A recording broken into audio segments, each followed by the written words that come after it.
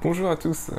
Alors aujourd'hui c'est une journée spéciale, là c'est 5 heures du matin et je viens de me réveiller, enfin je me suis préparé quand même.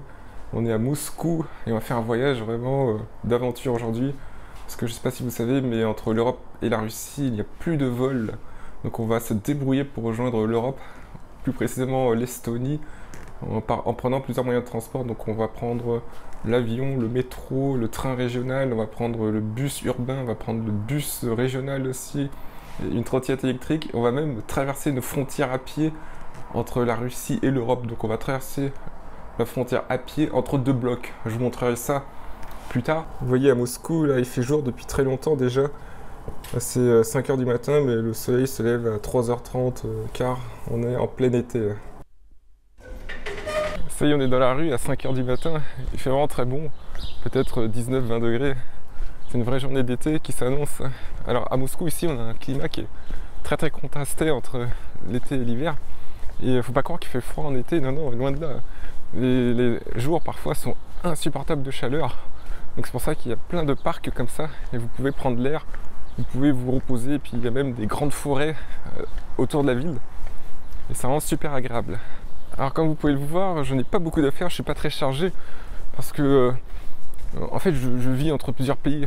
Je suis basé en Estonie, là où je rentre aujourd'hui, mais je passe quand même beaucoup de temps à la fois en Russie et à la fois en France, à Paris et puis dans le sud de la France aussi. Moi, j'adore ce mode de vie où vous passez, par exemple, plusieurs semaines à un endroit, plusieurs semaines à un autre, et vous faites des allers-retours comme ça permet de diversifier la routine et de toujours renouveler la fraîcheur de votre cerveau parce que vous allez vous adapter. Pour vous donner un exemple, en mai, j'étais dans le sud de la France pendant quelques semaines. Après, j'étais à Paris. En juin, j'étais retourné à Tallinn tout en faisant des petits voyages en Europe. Là, je suis en Russie depuis 3 semaines. Je retourne à Tallinn. Après, fin juillet, je retourne en France, à Paris, dans le sud. Et ensuite, je prévois de retourner encore en Russie fin août. Et puis ensuite, en Estonie, bien sûr, retour à la base au courant septembre. Oh, une petite trottinette. Récemment à Moscou, il y a plein de trottinettes qui sont apparues partout en ville, c'est pratique si vous voulez vous déplacer, en plus du métro ou du tram. Il semble que quelqu'un a oublié sa petite bouteille de bière. Ça c'est très fréquent dans les pays de l'Est, que quelqu'un oublie sa bouteille de bière au bord de la route. On arrive là à une grande artère qui s'appelle Prospect Mira. La perspective de la paix si on traduit ça en français. Regardez encore le nombre de trottinettes là. En fait, Moscou, c'est organisé de telle façon qu'il y a vous avez des sortes de périphériques, comme ça, plusieurs périphériques, et puis vous avez des grands axes radiaux qui partent du centre et qui vont vers le nord, l'ouest, le sud, l'est. Et justement, ça, c'est un de ces axes radiaux. Lui, il part vers le nord, je crois, vers Yaroslav, je ne sais plus comment on dit, c'est une ville située au nord de Moscou. Habituellement, c'est très occupé par les voitures. Mais là c'est vide, c'est assez étrange de voir ça. Et vous voyez que l'architecture est très éclectique. Vous avez des bâtiments de style plutôt 19e siècle. Vous avez des bâtiments plutôt communistes, comme ça, construits à l'époque de l'URSS. Surtout dans les années 60, parce que dans les années 60, il y a eu beaucoup de programmes de construction, parce que la population de la Russie augmentait très très vite à ce moment-là. Et puis là-bas, vous avez aussi, ça c'est très impérial, un bâtiment de style dit stalinien. Voilà. Ici, là. Vous voyez le bâtiment là devant, là. Ici. Moi, je fais un zoom dessus. Alors en Russie, c'est comme s'il y avait deux pays dans l'un. Vous avez d'un côté les métropoles, surtout Moscou et Saint-Pétersbourg, et puis de l'autre le reste du pays. Et les mentalités sont assez différentes. Donc si vous allez à Moscou-Peter, vous aurez... Peter, c'est le petit nom qu'on donne à Saint-Pétersbourg. Vous aurez une jeunesse plutôt occidentalisée. Alors que si vous allez dans les villes moyennes ou à la campagne, bah, c'est vraiment la Russie authentique. C'est pour ça que quand on vient à Moscou, parfois, c'est pas vraiment la Russie à 100%. Si, c'est la Russie quand même, parce qu'on voit de la langue russe, des monuments russes. Mais si vous voulez vraiment aller en Russie profonde, je vous conseille de prendre un avion et puis d'aller en Sibérie, d'aller dans le Caucase, dans l'Oural, d'aller dans des régions aussi, parce que la Russie c'est un pays multiethnique et multireligieux, donc il y a des régions en fait, qui correspondent à chaque ethnie. Par exemple, prenez les Les Yakoutes, c'est un peuple de Russie de l'Est, et bien ils ont leur propre région qui s'appelle la République de Iakoussie. Prenez les Tatars, un autre peuple encore, ils ont leur territoire qui s'appelle la République du Tatarstan. Donc c'est vraiment fascinant aussi de voir cette mosaïque du peuple et des cultures qui habitent en Russie ou en Fédération de Russie. Voilà, on passe devant le bâtiment stalinien. Ça vous dirait d'avoir un appartement au sommet, hein? On passe devant l'ambassade du Zimbabwe. Nous sommes finalement arrivés à la station de métro et ce qu'il faut noter, c'est que la station est située dans un bâtiment d'habitation. Vous voyez, en bas, il y a les entrées là. Là, on va faire un zoom là. Vous avez le M du métro et au-dessus, vous avez des habitations. Alors, il ne faut pas se tromper de ligne, car à Moscou, vous avez des lignes radiales. C'est comme les avenues qui vont vers le nord, le sud, l'ouest. Puis vous avez une ligne circulaire, ou deux même maintenant, parce qu'ils ont construit une nouvelle ligne. La ligne circulaire, en fait, c'est un métro comme ça, il fait le tour tout le temps, et sans jamais s'arrêter du matin au soir. Ah mince, j'avais pas capté pourquoi les gens attendaient. Parce qu'en fait, le métro n'ouvre qu'à 5h30. J'espère que j'arriverai à avoir mon train pour l'aéroport. Là, je me rends à la gare de Kievski, où je prendrai un train pour aller à l'aéroport de Vnukovo. En fait, à Moscou, vous avez 3 grands aéroports autour de la ville. Et pour chaque aéroport, vous pouvez y aller en train express. Et c'est vraiment hyper confortable. Ce sont des trains premium avec Wi-Fi à bord. Vous avez même une restauration à bord aussi. Et c'est très pratique pour éviter les embouteillages depuis le centre-ville. Là, vous voyez devant moi, vous avez un magasin de fleurs ouvert 24h sur 24, 7 jours sur 7. Et en fait, en Russie, c'est très populaire pour les hommes de faire des fleurs à leurs copines, à leurs femmes, à leur mère. Quelque chose qui s'est beaucoup perdu, selon moi, en France.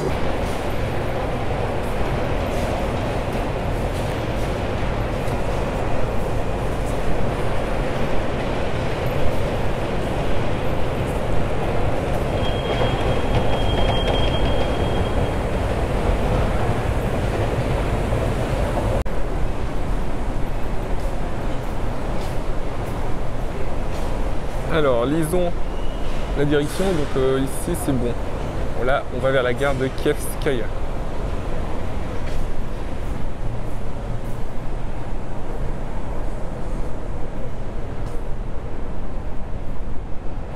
Regardez, c'est trop bien. On a le métro pour nous tout seuls. C'est l'avantage de venir tôt comme ça. Bon les gars, là je crois qu'il va falloir courir, car c'est 5h34 et mon train pour l'aéroport part à 5h54. Alors j'ai pas trop compris, il y a une bizarrerie dans leur emploi du temps, dans leur timetable.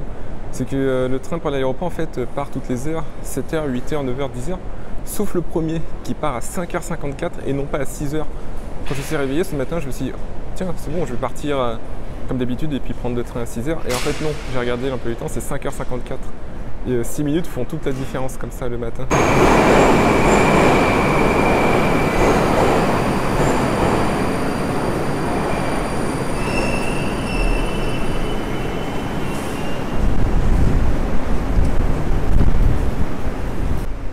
Осторожно, двери закрываются. Следующая станция Белорусская.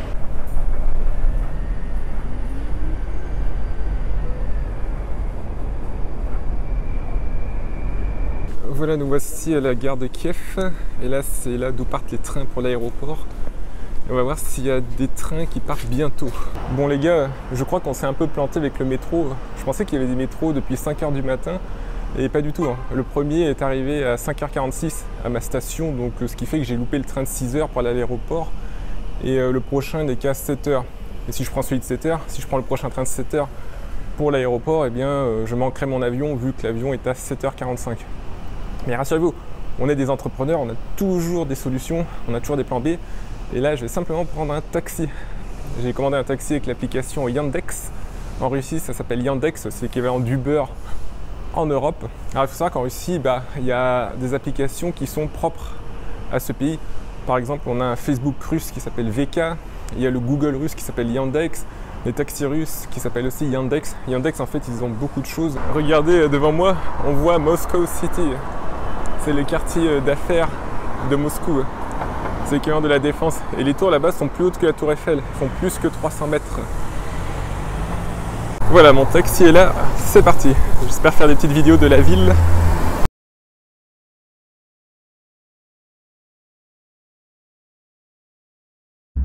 Вы сами откуда? Я из Франции. Франция. Париж. Париж, но я живу в Эстонии, в Таллине, и сейчас я поеду в Эстонию. Нет рейса между Россией и Эстонией, поэтому мне надо поехать в Петербург сначала, потом из Петербурга я поеду на автобусе до границы. Хороший водитель. И вам также счастливо полететь. Спасибо большое. Все. Удачи. Voilà, au final, je suis juste à l'heure pour l'embarquement derrière. Donc si vous prenez un avion en Russie, surtout à vol intérieur, faites attention parce qu'il y a beaucoup de monde à l'enregistrement et puis à la sécurité aussi. Alors aujourd'hui, on va prendre un avion Boeing à l'intérieur de la Russie. Il faut savoir que Boeing n'envoie plus de pièces détachées ni de maintenance aux compagnies russes à l'heure où je vous parle à cause de la situation. Donc j'espère qu'ils maintiennent bien les avions quand même s'ils n'ont plus de support de Boeing. Je pense que ça ira bien. Bon bah je vous dis à tout de suite, là il faut que je monte dans l'avion.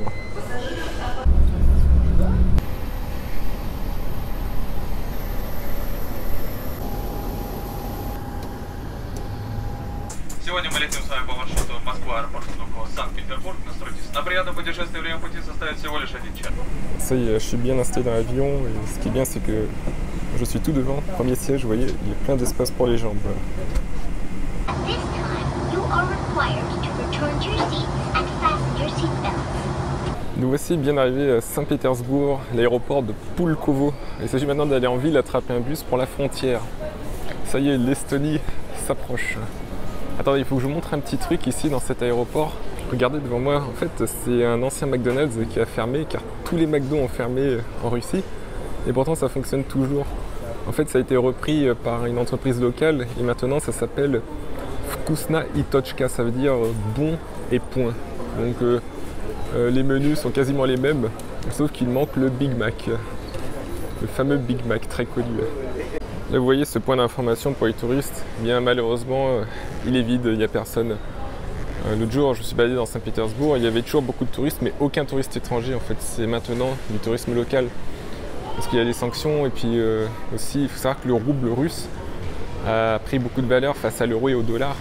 1 euro c'était 90 roubles au début de l'année et maintenant c'est plus que 55 roubles donc les prix sont énormes. L'autre jour à Moscou on allait boire un cidre avec des amis, un cidre et des bières et la pinte de bière ou le verre de cidre c'était presque 10 euros, vous voyez. Et alors qu'avant c'était 5-6 euros et là maintenant c'est presque 10.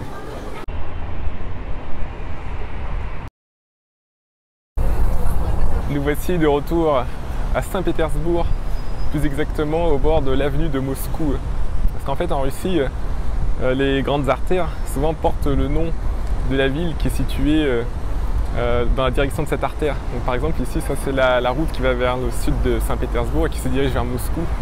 Et c'est pour ça que ça s'appelle l'avenue de Moscou.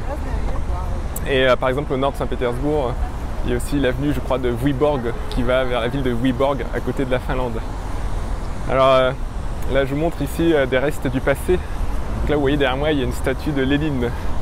Vous savez qu'en Russie il y a eu plusieurs régimes politiques. Il y a eu l'Empire russe, il y a eu le régime communiste et maintenant c'est un régime capitaliste. Mais il y a encore quelques traces comme ça des temps anciens. Et Saint-Pétersbourg d'ailleurs était la capitale aussi de la Russie avant que le communisme s'installe, donc à l'époque de l'Empire russe. Donc voilà, j'en profite pour faire cette vidéo quelques minutes avant d'attraper un bus pour aller vers la frontière estonienne et quitter le monde russe pour revenir en Occident. Donc je vais vous montrer tout à l'heure cette frontière, c'est vraiment curieux parce que c'est une frontière entre deux mondes. C'est juste une petite rivière comme ça au milieu et on va la traverser. Donc à tout à l'heure dans le bus.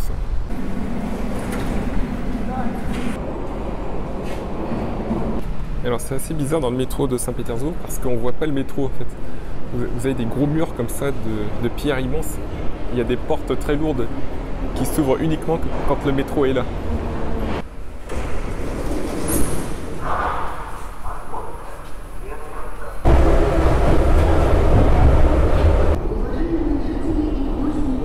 Je voulais vous montrer un truc aussi très spécifique à la Russie. En fait, quand vous êtes dans une rue comme ça, il y a des immeubles, comme en Europe. Par contre, les entrées principales ne donnent jamais sur l'avenue. Il faut toujours aller dans une cour. Donc si jamais vous devez aller chez quelqu'un en Russie, en fait, il faut rentrer comme ça dans la cour. Voilà. Vous rentrez et puis ensuite, vous cherchez l'entrée. Donc il y a plusieurs entrées. En général, il y a un numéro. En russe, ça se dit podjezd. Vous voyez là. Ici, là, par exemple, il y a une entrée. Il y en a une autre ici. Voilà. Là, je pointe. Et c'est comme ça que les immeubles sont organisés, que ce soit les immeubles anciens ou même modernes. Si vous êtes fan de Dostoïevski et notamment de Crimes et Châtiments, eh bien vous pouvez vous représenter ici l'ambiance de ces romans. Quand on voit ces immeubles, on a l'impression de faire un retour en arrière, de voyager dans le temps et d'être là au 19e siècle, à l'époque de l'ancienne Saint-Pétersbourg. Alors ici vous avez un restaurant chinois, vous voyez, Kitaïskaya Kournia en cyrillique, ça veut dire cuisine chinoise. Et généralement en Russie vous avez de la nourriture du monde entier, vous pouvez très bien manger à Moscou, à Saint-Pétersbourg. Vous avez des restaurants par exemple géorgiens. Je ne sais pas si vous connaissez la cuisine géorgienne, c'est vraiment excellent. C'est un petit pays du Caucase, c'est à la limite entre l'Europe et l'Asie. Et franchement ils ont des plats délicieux comme le khachapuri, les rinkali, enfin peut-être que ça ne vous dit pas grand chose ces noms, mais j'essaie de mettre des photos de ces plats sur l'écran. Vous avez aussi en Russie beaucoup de cuisine japonaise, asiatique, vous avez de la cuisine italienne aussi. C'est en fait la cuisine russe en général.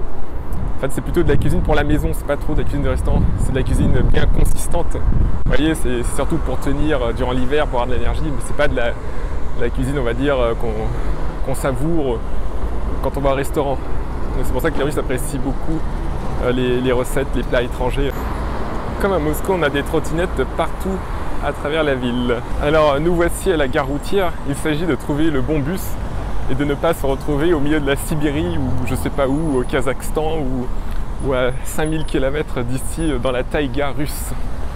Alors nous voici devant le tableau des départs, il s'agit de trouver mon bus. Donc moi c'est le bus 842 Ivangorod, départ à 11h40, plateforme 5. Alors Ivangorod, c'est une ville frontière entre la Russie et l'Estonie, et donc je descendrai là, et puis ensuite je traverserai la frontière à pied. Alors vous voyez qu'il y a des bus qui vont directement sur Tallinn. Ici vous voyez 13h45, ça c'est marqué la Tallinn. Enfin c'est un bus qui arrive de Tallinn, mais il y a aussi des bus qui partent vers Tallinn. Et plus tard je vous expliquerai pourquoi j'ai décidé de ne pas prendre un bus direct sur Tallinn, mais plutôt de descendre à la frontière, de traverser à pied, et puis de reprendre un train derrière pour aller sur Tallinn. Alors ça c'est le bus qui va à Yorvi. Donc c'est un bus international car il va en Estonie. Yorvi c'est une ville de l'est de l'Estonie. Ça c'est pour nous. Mais le bus il semble n'est pas encore arrivé.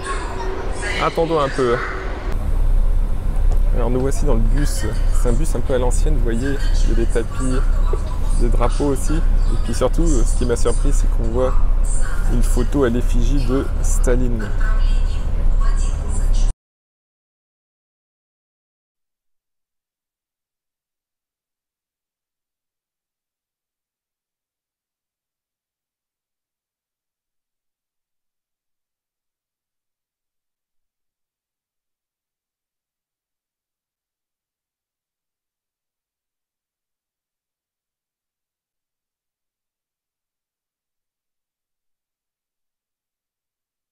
Bon là il faut que je vous laisse car j'arrive au poste frontière russe et je pense que je n'ai pas le droit de filmer à l'intérieur. Vous voyez c'est là où vous collez les passeports. Ici.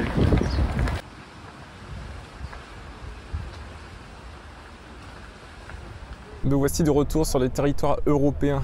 Donc là derrière vous voyez c'est le poste frontière côté estonien. Alors je vous avoue que cette traversée était assez intimidante mais bon. C'est jamais rassurant de passer une frontière, je sais pas pourquoi, pourtant j'en ai passé des centaines de fois des frontières, mais là c'est un contexte vraiment spécial. En plus passer une frontière à pied, c'est quand même pas quelque chose qu'on fait tous les jours. Traverser une frontière à pied entre deux pays qui sont quasiment fermés l'un à l'autre. Alors côté russe c'était assez long, 50 minutes d'attente à peu près, mais côté estonien après c'était plutôt rapide parce qu'en fait apparemment pour les Russes ou les personnes qui viennent d'autres pays, ils contrôlent pendant très longtemps, mais moi vu que j'ai un passeport français, j'ai pu prendre un portail automatique et c'était beaucoup plus rapide. Vu que c'est l'Union Européenne, avec un passeport européen, on peut prendre un portail automatique, c'est plus rapide. Mais bon, c'était quand même, voilà, c'était quand même fatigant de passer cette frontière. Surtout que là, je me suis levé très tôt ce matin, je me suis levé à 4h15. J'ai fait 1 heure d'avion, enfin, pour atteindre l'aéroport à Moscou, c'était plein de péripéties. Ensuite, j'ai traversé Saint-Pétersbourg pour attraper un bus, puis c'était 3 heures de bus. Et enfin, ça a traversé la frontière à pied. Donc maintenant, on va aller se détendre un peu. On est à Narva, tout à l'est de l'Estonie.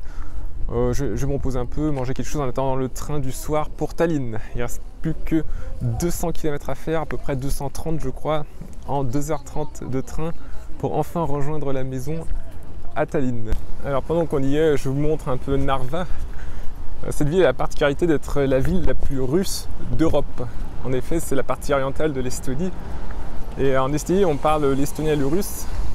Donc dans certaines régions, c'est la majorité estonienne. Mais ici à Narva, 95% de la population parle russe à Narva et dans sa région. Donc c'est vraiment, si vous voulez voir un bout de Russie en Europe sans vous déplacer en Russie, eh bien vous pouvez venir ici. Bon après c'est pas extraordinaire en termes d'architecture, hein, je peux vous le dire. Vous pouvez constater ça par vous-même sur la vidéo. Mais en fait c'est une ville qui a été complètement détruite par la Seconde Guerre mondiale. Il y a eu des combats très violents entre les forces soviétiques et les forces allemandes. Et avant c'était une ville très jolie, c'était une ville médiévale. Il y a encore quelques restes d'ailleurs. Il y a un château. Mais si vous avez l'occasion, venez quand même ici, c'est marrant. Parce que vous allez voir vraiment la Russie et l'Europe qui se font face. Et il y a une petite rivière à Narva et vous pouvez voir par exemple des pêcheurs russes juste en face, à quelques centaines de mètres.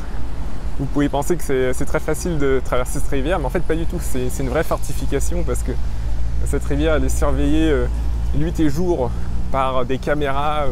Je crois qu'il y a des caméras thermiques aussi, donc c'est impossible de nager. Et puis il y a des gardes-côtes, enfin je sais pas si on peut dire ça, des gardes-côtes, plutôt des gardes fluviaux, voilà, des gardes fluviaux parce que c'est un fleuve. Au final, pour aller plus vite, on va prendre une bonne vieille trottinette Bolt. Quand je suis en Estonie, j'adore ces trottinettes, je suis content de les retrouver. Ça permet de se déplacer rapidement, facilement et avec plaisir. J'ai trouvé un petit mall qui a l'air sympa. Je pense qu'on va pouvoir se prendre un bon petit café. Pourquoi pas manger un KFC? Regardez, KFC ici. Bon, je sais que c'est pas bien, c'est plein d'huile, c'est tout grave. Et de temps en temps, il faut se faire plaisir, vous savez. Si on est trop strict avec soi-même dans la vie, il n'y a plus aucun plaisir et la vie n'a pas trop d'intérêt. Alors, est-ce que vous comprenez quelque chose? Moi, je vais prendre en anglais, enfin, choisir en anglais plutôt. Voilà, it's in. Avant de prendre le train, faisons un tour à Rimi. Donc Rimi, c'est une des principales chaînes de supermarchés en Estonie. Vous voyez que c'est très complet, il y a vraiment un grand choix de produits très frais d'excellente qualité. En Estonie, on mange très bien. Ici, les gens mangent très sain. Il y a beaucoup de plats à base de légumes, de boissons à base de légumes. Par exemple, je vais prendre ce jus de carotte que j'adore ici. Alors ici, c'est avec du citron. Là, c'est naturel. Oh, allez, on va prendre naturel. Comme ça. Pour aller à la gare, on va reprendre la trottinette de tout à l'heure. Il semble qu'elle n'a pas bougé.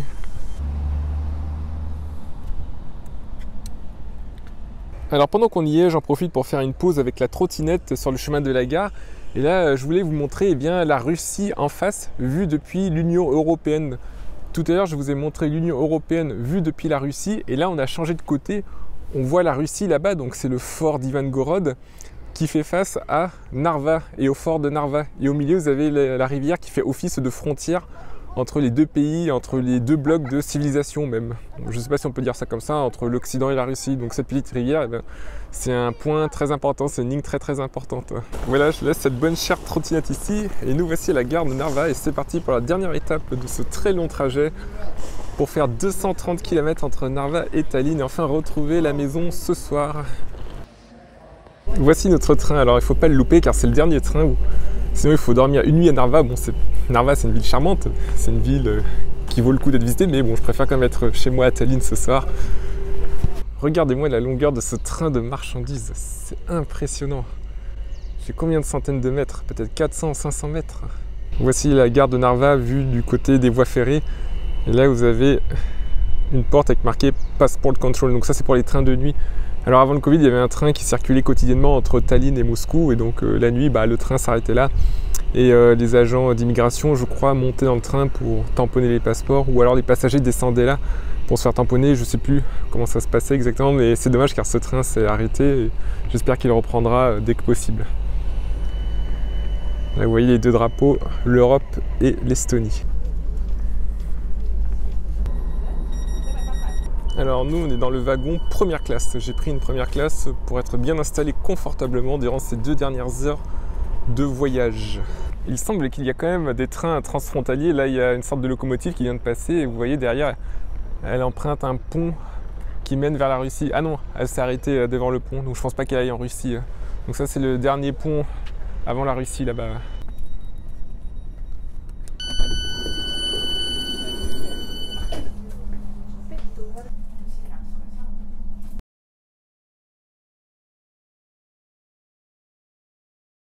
Nous voici bien arrivés à Tallinn. C'est la fin d'un périple qui nous a amené à prendre l'avion, le train, le bus, la trottinette électrique. Et on a passé une frontière qui paraît infranchissable et au final, on l'a franchie. En tout cas, je suis heureux que vous m'ayez accompagné ici. Et si vous ne me connaissez pas, eh bien, il faut savoir que je fais des vidéos pour apprendre à gagner de l'argent en ligne sur Internet. Donc en fait, je propose des vidéos de défis d'entrepreneuriat, des défis pour créer des sources de revenus sur Internet. Et justement, la vidéo d'aujourd'hui, c'est un peu une vidéo pour vous inspirer aussi parce que à travers ce blog, eh bien, je vous ai montré que l'impossible est possible. Enfin, ce qui est difficile, ce qui paraît difficile est tout à fait possible, comme voyager entre la Russie et l'Europe en ces temps particuliers.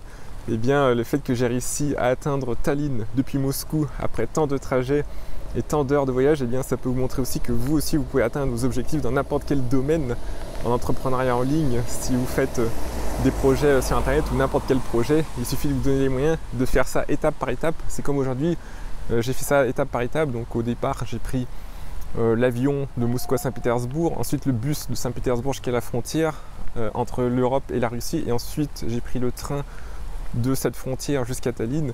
Et bien c'est pareil, quand vous créez un projet dans l'entrepreneuriat en ligne, et bien vous avez des étapes comme ça, vous mettez à fond, vous concentrez sur chaque étape, et ensuite, et bien, quand vous allez les additionner, c'est là que le résultat, c'est là que le succès viendra. Donc on se dit à très très bientôt et je vous souhaite une excellente fin de journée. On se retrouve dans d'autres vlogs de ce type. Au final, il va falloir que j'attende un peu avant de rentrer chez moi car il y a une sacrée averse. Mais ça fait 20 minutes que ça dure déjà.